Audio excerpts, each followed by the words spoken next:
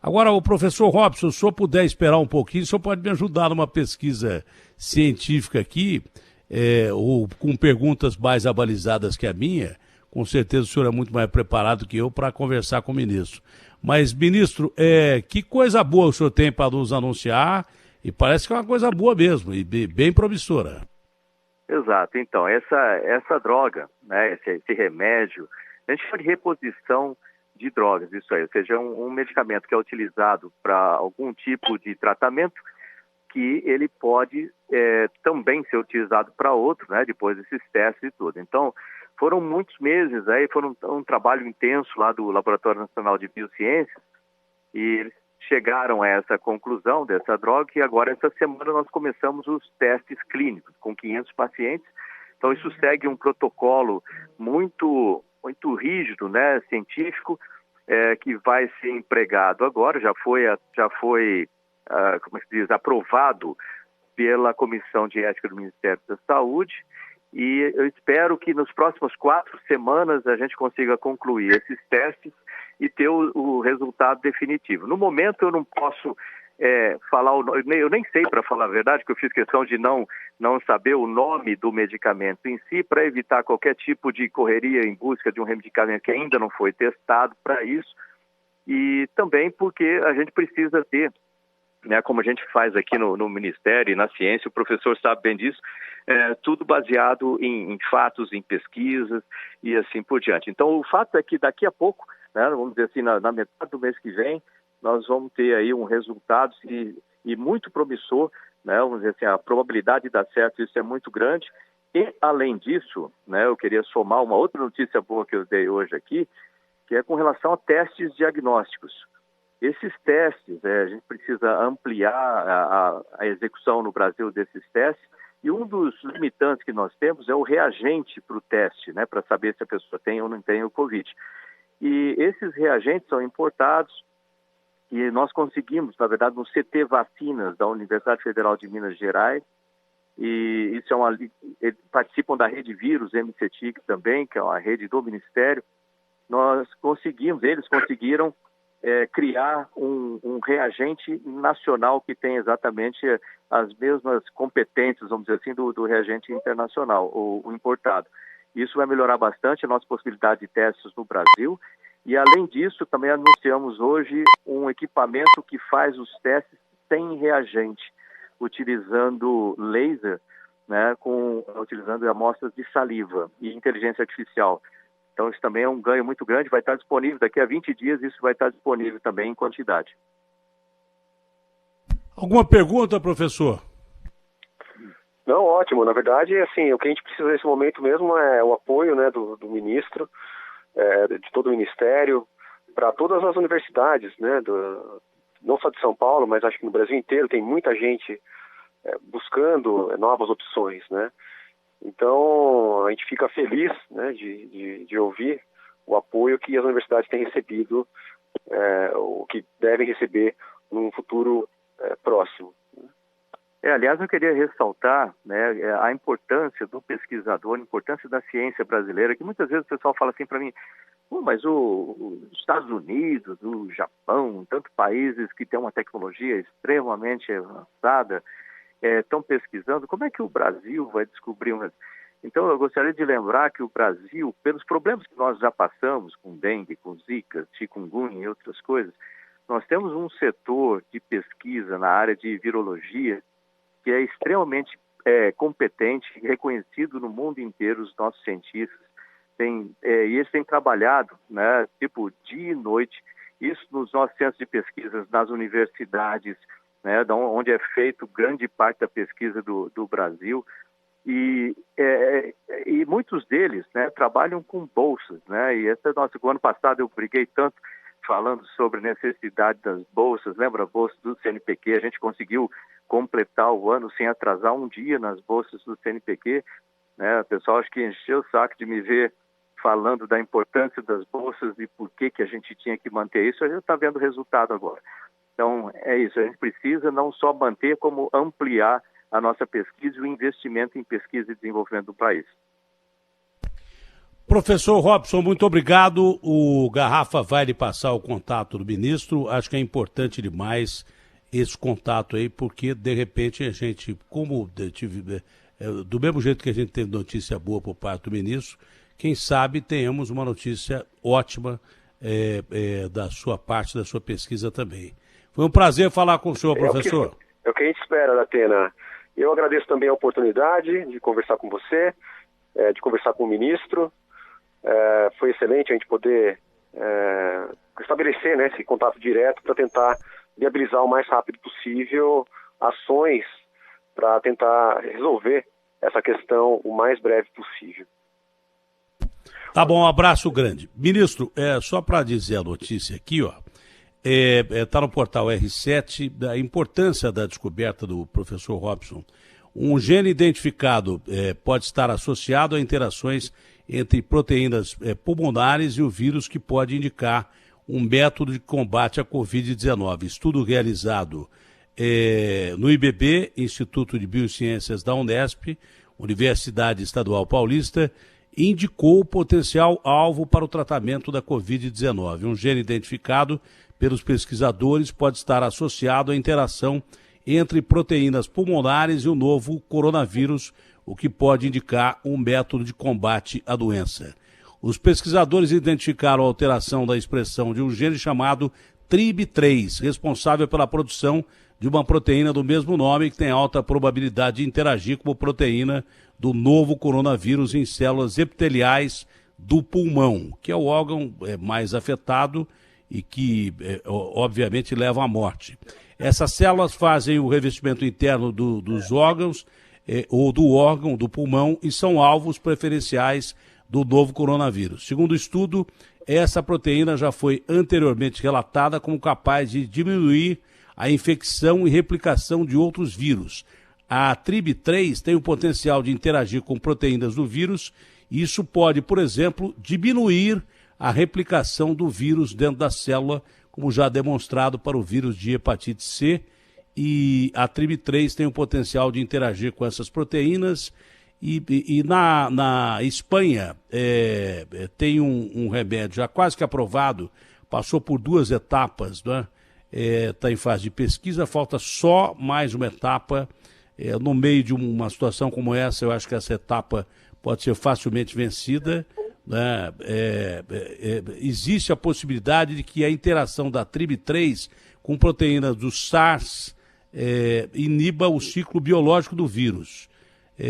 Disse o professor Robson Carvalho, que falou com a gente agora. Segundo o Carvalho, na Europa já há empresa espanhola realizando ensaios clínicos com um medicamento contra o câncer de endobétrio, que é capaz de aumentar a atuação da TRIB3. Então é uma pesquisa seríssima e que pode dar resultado positivo. Quem sabe essa sua amizade aí com o ministro espanhol possa render bons frutos também nesse aspecto, isso descoberto por cientistas nacionais. É um jovem pesquisador. Rapazinho, eu vi a foto dele agora ali, é um jovem pesquisador. Tomara que dê certo. Mas sobre essa nova notícia, o que o senhor tem a dizer sobre essa nova notícia? É a pergunta que eu fiz ao Robson, não é? É um remédio que já existe ou precisa ser aprovado ainda? Esse remédio que vem sendo apontado aí por essa descoberta como para o combate direto. O senhor já havia dito que 5, pelo menos, novos remédios estavam sendo pesquisados, além da hidroxicloroquina com azitromicina. 5 novos remédios estavam sendo eleitos aí, esperando o protocolo para definição. E um deles saiu na frente, que é esse aí. O que falta especificamente para se determinar como um protocolo de aplicação já em grupo de controle? Então, antes de mais nada, eu queria dizer, né, da importância desse relacionamento internacional, né? Isso é uma das coisas que, nesses momentos agora, a gente vê que a ciência e tecnologia é um excelente diplomata, né, para conectar países, esforços entre muitos países, e nós temos esse grupo de 15 países, né, trabalhando em conjunto, trocando dados. E acaba que o fato de eu ter trabalhado esse tempo todo em NASA, na própria ONU, facilita muito também, você acaba tendo amizade, né, no mundo. Como ajuda? Que ajuda. O que nós tivemos de ministro do seu lugar, no seu cargo, que não tinha nada a ver com ciência e tecnologia, eu não quero nem falar para não ferir as pessoas aqui. Mas como é bom ter gente do ramo no ramo, viu? É impressionante isso. Desculpe a parte A, como a gente diz no interior, mas eu vou contar uma coisa para você, viu? É importantíssimo ter um cara como o senhor no cargo certo. Então, desculpe a parte A, mas eu quase que eu falei aqui o que eu ia pensar, mas isso eu me reservo o direito de não falar. Mas olha, realmente é importante ter essa relação com a área e o conhecimento, né, com as pessoas aí fora também. Isso ajuda muito. E com relação a outra coisa que você falou que me chamou muita atenção, jovem pesquisador. Nós temos grandes talentos no país. Estão aí, eu visitei os laboratórios lá em Campinas, nossos laboratórios lá, visitei na Universidade Federal de Minas Gerais, no CT Vacinas e outros lugares. Esses jovens pesquisadores é uma promessa muito grande, né, para o país, e a gente precisa ajudar essa pesquisa aí para frente. Por isso que o pessoal às vezes fala que eu reclamo muito de orçamento, de investimento, mas a gente vê a necessidade de investimento em ciência e tecnologia. Todos os países que hoje são avançados e desenvolvidos, eles são porque eles investiram muito nessa área. Então, a gente tem esse caminho a seguir. Competência é o que não falta para os nossos pesquisadores aqui. Com relação ao tratamento agora, né, esse ensaio clínico, né, um teste o nome clínico, do remédio o senhor não vai dar não, né? Isso eu não posso fornecer porque senão acaba, uma série de problemas. some. Né? Mesmo porque eu até nem sei. Não, mas se eu soubesse também, quando falaram da cloroquina, acabou. E quem precisa para combater lúpulos, acho que artrose, eles ficaram na mão, porque desapareceu tudo. Exato. Mas uma coisa que eu posso falar é que é um remédio simples, é um remédio que não tem efeitos colaterais, o que vai nos ajudar muito. Né? Imagina a seguinte situação, a pessoa vai tendo algum tipo de sintoma, isso não estou falando do teste agora, que o teste agora ele é feito em hospital. Né? Então a pessoa tem que estar internada, porque tem que ser acompanhado detalhadamente. Tem controle. Tem controle, né? Agora, depois, uma vez aprovado, né, e a probabilidade dessa aprovação é muito grande, e a pessoa pode ir no médico, né? Estou sentindo febre, alguma coisa, como a gente vai no médico com algum sintoma, e logo no começo aí o médico faz o teste, né? Uma vez determinado que tem o Covid, faz a receita para esse remédio ou para outros remédios, e a pessoa trata, e antes de ir ao hospital, de ficar internado e tudo mais, ele consegue fazer o tratamento e ficar livre, vamos dizer, disso. Isso desafoga os hospitais, isso muda o cenário completamente. Então, por isso que eu estou tão animado com essas possibilidades. Ministro, uma notícia boa e uma notícia ruim. Eu não queria nem comentar isso, mas é importante porque tem muito a ver com a sua pasta também. Aliás, hoje é difícil uma coisa não ser ligada à outra, né? A pasta da saúde é uma pasta importantíssima. Agora, nesse momento, o Garrafa, você pode dar notícia rapidamente, ou quem pode dar notícia, dá rapidamente? Por gentileza, quem é que vai falar? Tem aqui, o Ângelo Nascimento está de Brasília, ele tem informações, está aqui na sua escuta, e eu posso também aqui, mas o Ângelo está na sua escuta, Datena. O Ângelo, rapidamente, por favor, porque o ministro não pode esperar. Essa notícia vem de Brasília e já indica o que nós já sabemos. A gente já divulgou isso ontem, só indica o que nós já sabemos. Pois não, Ângelo, boa tarde.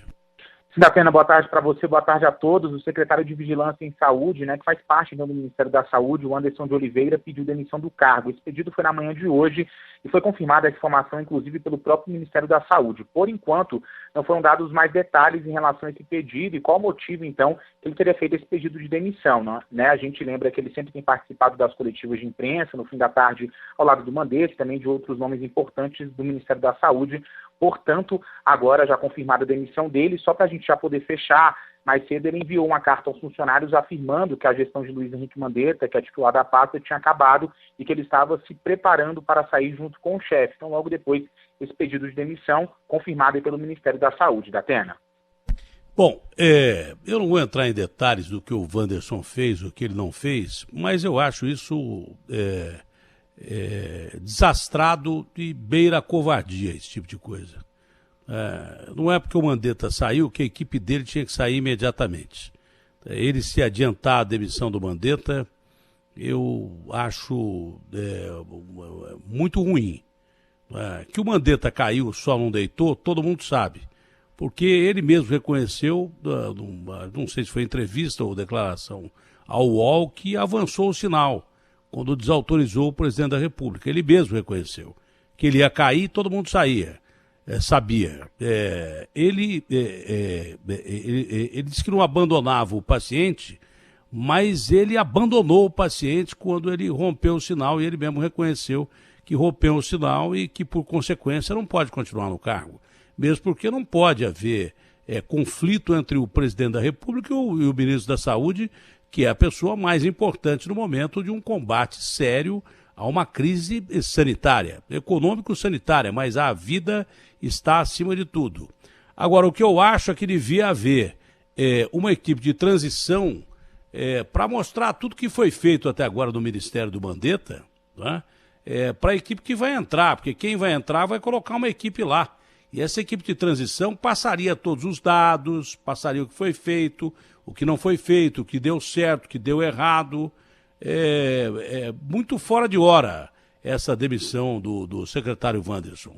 Extremamente fora de hora e absolutamente contrária aos interesses da nação e da humanidade. Eu acho que hoje nós temos que pensar muito mais em seres humanos do que em vaidades próprias, ou o meu chefe vai sair, eu vou atrás. Você pode até sair, mas teria que ficar numa equipe de transição. Isso é a minha opinião. Ministro, vamos tocar o barco então. Temos, claro que no meio do caminho saiu o ministro da Saúde, não é bom, mas também há que se respeitar, obviamente, hierarquia em qualquer setor. A hierarquia tem que ser respeitada, principalmente em se tratando do presidente da República, não? Se não concordar, pode ser dito até a portas fechadas e não escancaradamente. Então, a hierarquia rompida, é claro que o Mandetta, praticamente, ele pediu para sair. Com aquela entrevista que ele deu, ele pediu para sair. Foi uma coisa clara. Primeiro disse, inclusive para mim, que não ia dar entrevista para ninguém, né? Que só falaria em entrevista coletiva. Aí, de repente, ele deu uma entrevista. Parabéns para o canal que conseguiu, mas o Mandetta não teve a palavra. Comigo ele não cumpriu a palavra, nem com todos os outros que ele havia dito que daria entrevista coletiva e não exclusiva. Nada contra ele, mas só lembrando que também ele é político. E como político, ele, deputado, votou uma emenda contra a saúde de 22 bilhões de reais ou coisa parecida, mais ou menos isso, até garrafa. Uma emenda há 4 anos atrás. Foi isso que nós divulgamos aqui, não foi? Ali ele agiu contra a ciência como deputado e agora estava agindo a favor da ciência. Estranho isso. Bom, mas enfim, isso não é problema meu. Mas de alguma forma atrapalha para o senhor a sequência desse combate aí, essa pandemia que nós estamos vivendo, a saída de um ministro da Saúde no momento desse, ministro? Uhum. Olha, Datena, a gente tem, eu vejo muito isso como um piloto, né? Lembrar que eu sou piloto de caça também. É uma coisa que todo mundo já deve ter visto.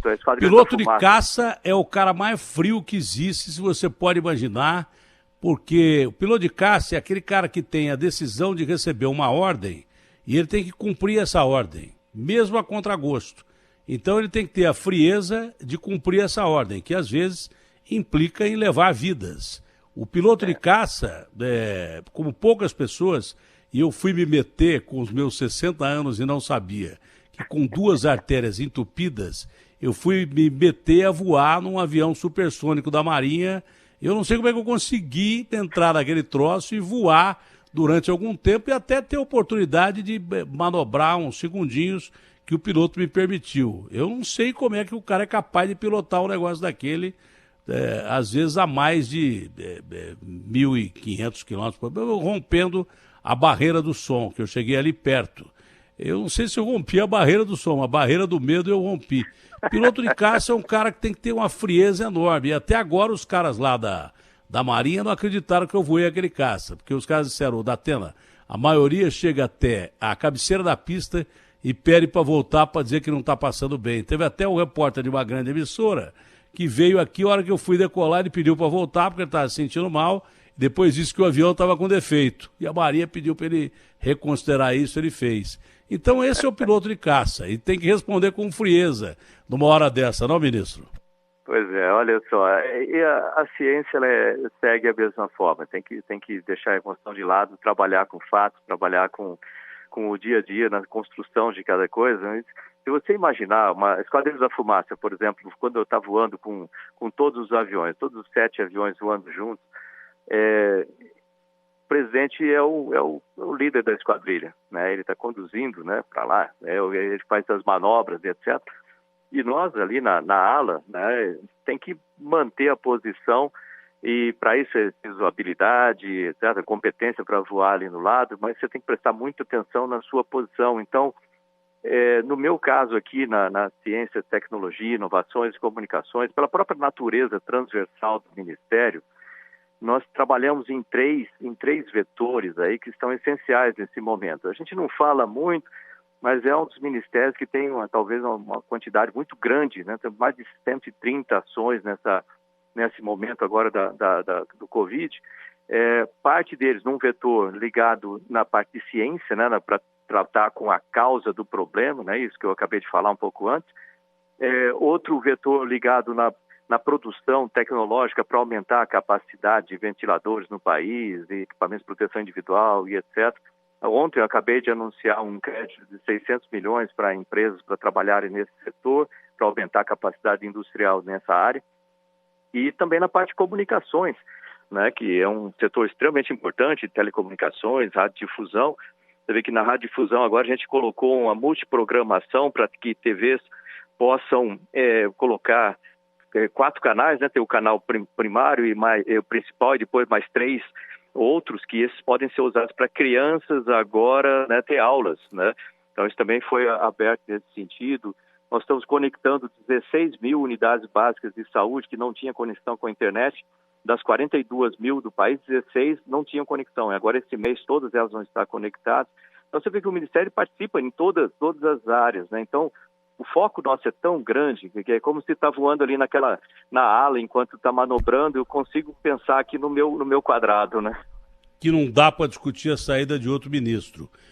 Mas o senhor não acha que seria importante manter uma equipe de transição, até para quem entrar, ter conhecimento do que foi feito até agora e não atrapalhar o trabalho, porque dizem que a curva está subindo e foi assim em outros países? O senhor não acha que seria interessante? Sem dúvida nenhuma. A transição é extremamente importante.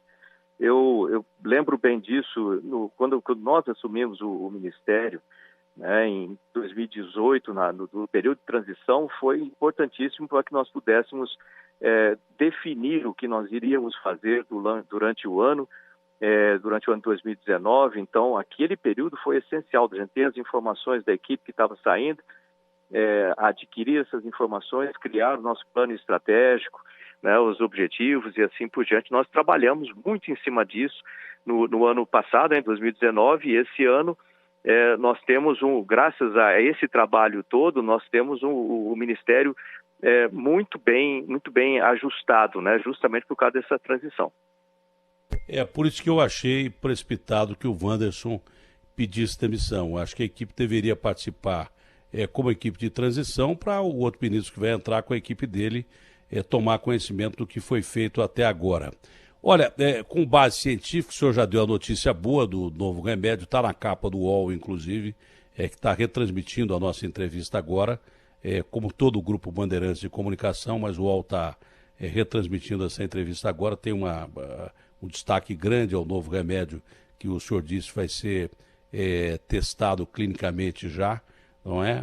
Já demos a notícia aí da Unesp, que consegue isolar um gene importante, talvez até em convênio com uma empresa espanhola, usar um remédio que já é usado para o câncer, também para combater o coronavírus.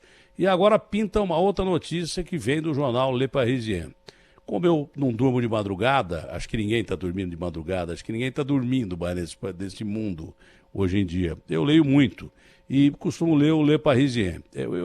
Pela primeira vez eu vi um cara cabeludo, parecendo Jesus Cristo um pouco mais velho e tal. Falei, pô, cara curioso, vou ler esse cara.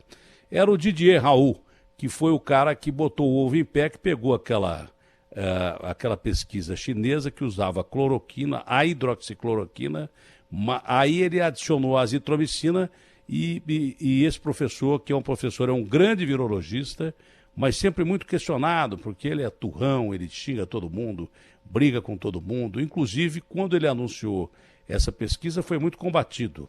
Semana passada, o presidente Macron, que também não era favorável ao uso da hidroxicloroquina mais a azitromicina, saiu lá de Paris e foi até Marseille para conversar com o professor Didier Raoult, que foi o que colocou o ovo em pé da hidroxicloroquina mais a azitromicina.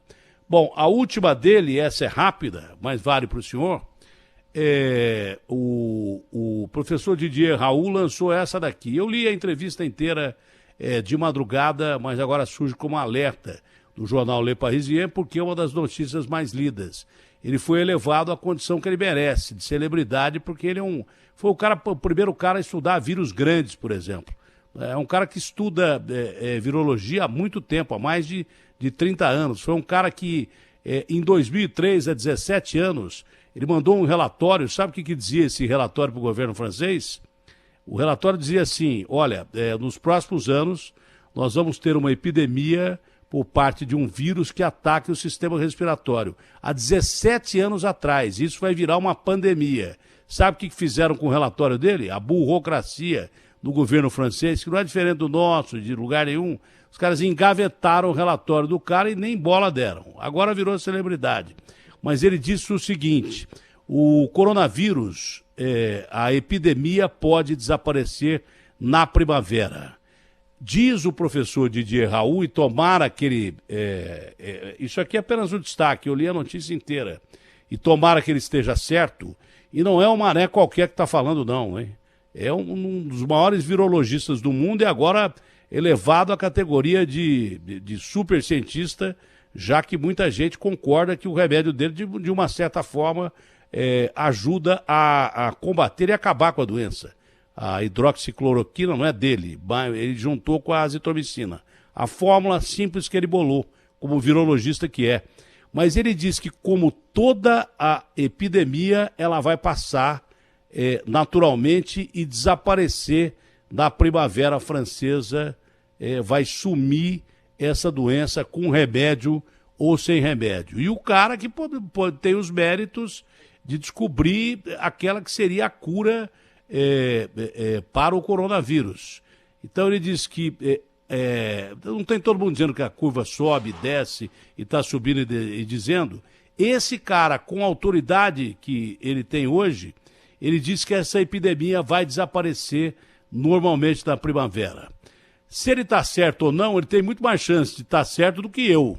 E eu não só adoro isso, como estou torcendo para isso, não, ministro? Oh, pois é, eu também.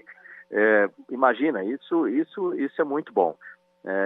Aliás, uma coisa que eu gostaria de ressaltar nessa história como um todo, e isso vem aqui tipo de uma autocrítica do próprio Ministério, que a gente é parte das coisas que nós temos que fazer, que nós observamos o seguinte, né? Você vê que vem uma onda dessa com um vírus desse tipo. Aliás, uma coisa que eu aprendi na semana passada é que tem um número astronômico, literalmente, de vírus pelo planeta, né? Me falaram um número de 10 elevado a 31, né? Então, um número gigantesco. Você vê, o fato é o seguinte, não é a questão se nós teremos um outro problema, um outro vírus... Que ninguém estava preparado, né? Ninguém estava preparado. Exatamente. Então, a gente tem que estar preparado, porque quando aparecer, da gente responder rápido. Nós respondemos rápido agora, mas ter os sistemas em posição, a infraestrutura colocada. Você vê que como os países começaram a precisar de reagentes para os testes, isso ficou difícil de se comprar. A questão dos ventiladores e tudo mais. A gente tem que ter essa habilidade no Brasil de responder rápido. Mas não só no Brasil, porque as grandes potências, inclusive a China, que está agora apontando um problema seríssimo na sua economia, segunda economia do mundo, a França e a Itália, por incrível que pareça, vão sofrer muito mais que a gente em termos econômicos. Nós vamos pagar caro economicamente, mas França, Itália, Espanha vão pagar muito mais caro. Estados Unidos passaram a 16 milhões de desempregados em 2 semanas. A França atinge aí acho que 9,7 milhões de desempregados. 9 milhões de desempregados, quase 10 milhões de desempregados. É uma crise séria. Prova que ninguém estava preparado para receber essa barbaridade que aconteceu aí. Agora, eu queria dizer só uma coisa ao senhor. É possível mesmo que essa epidemia desapareça. Porque eu não sou cientista, não vou me meter a ser cientista aqui, mas como todo mundo, eu estou lendo muito sobre isso, né? E a gente de vez em quando aprende. O vírus ele tem um caminho natural, ele tem que se replicar cada vez mais para poder sobreviver. E quando ele vai se replicando, isso é a história do vírus, ele vai perdendo a força. Cada vez que ele replica mais, ele vai perdendo a capacidade de destruir o organismo que ele ocupa, que somos nós, seres humanos agora, não é? Então, quanto mais ele se replica, mais fraco ele vai ficando. Então, o Didier Raoult, que eu repito, é o cientista que juntou a hidroxicloroquina com a azitromicina, acabou de dizer em Paris, isso ele falou em Paris, ele já tinha falado em Marseille, eu li mais cedo, que a epidemia vai desaparecer normalmente e deu até a data na primavera. Então tem uma certa lógica isso aí. E esse outro ponto que o senhor colocou é fundamental. O mundo vai sair muito machucado dessa pandemia, mas muita coisa que a gente aprendeu vai ser usada lá na frente ou aqui na frente para a gente evitar que outra barbaridade dessa aconteça com o mundo, simplesmente por falta de investimento, por falta de atenção ao sistema sanitário, a pesquisas ou coisas que tais. Ministro, foi um prazer falar com o senhor com tanta notícia boa. Olha, o prazer é meu e, como você falou, a gente sempre aprende, né? Eu trabalhei 30 anos fazendo investigação, prevenção de acidentes e sempre é terrível quando acontece um acidente, mas seria muito mais ainda terrível se a gente não aprendesse com eles. Então, eu acho que esse vírus, ele nos ensina muita coisa. E como eu falei na Unesco agora há pouco tempo, a gente teve uma reunião em mais de 170 países. Se há uma coisa boa que a gente pode tirar dessa história toda, é o fato de a gente aprender a trabalhar em união, estar de lado as diferenças e unir mais esses nossos países. E a ciência e tecnologia é a melhor ferramenta que a gente tem para isso. E é a única ferramenta que a gente tem para combater o vírus em si, né? Então, obrigado aí pela oportunidade, né? Que as pessoas fiquem tranquilas que o governo Jair Bolsonaro tem trabalhado muito duro aqui, sem parar, 24 horas, 7 dias por semana, né? Para não só tratar dos efeitos, né, desse vírus, mas também tratar da causa aí, que se Deus quiser a gente está próximo de solucionar. Ok, foi um prazer conversar com o senhor mais uma vez, ministro. Um abraço grande e obrigado pelas boas notícias aí. Obrigado, um abração.